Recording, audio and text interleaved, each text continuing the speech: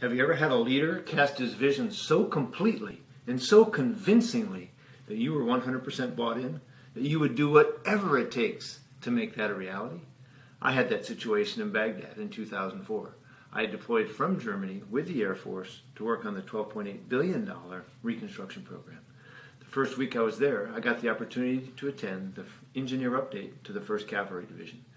Arriving several hours early to the airport, we went to lunch.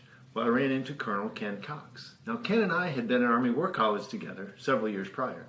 We knew each other well.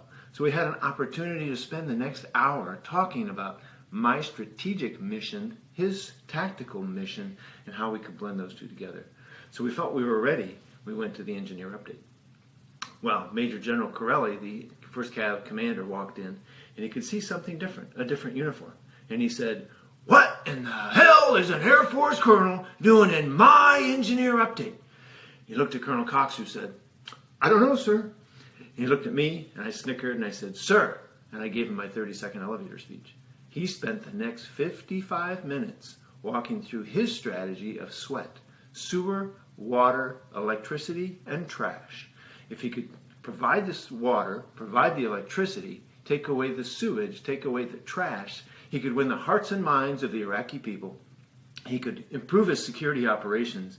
He could protect his soldiers and the Iraqi people. And it was working, neighborhood by neighborhood by neighborhood.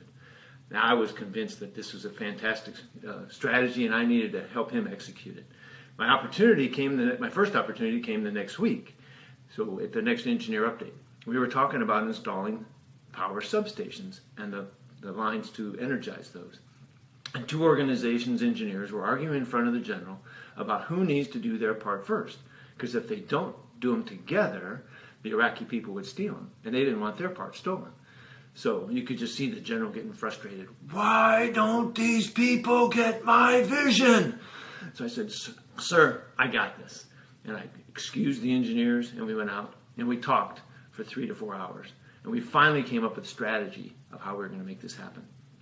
And then the next day, I had to remind them, and the next day remind them, continuing going back to the vision of the general and communicating it to them.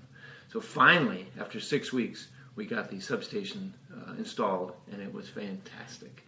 So at the end of 12 weeks, I had to say goodbye to the general and said he gave me his coin, which I cherish. But what he gave me more was the ability to communicate a vision and relate it back to the people more and more. Thank you.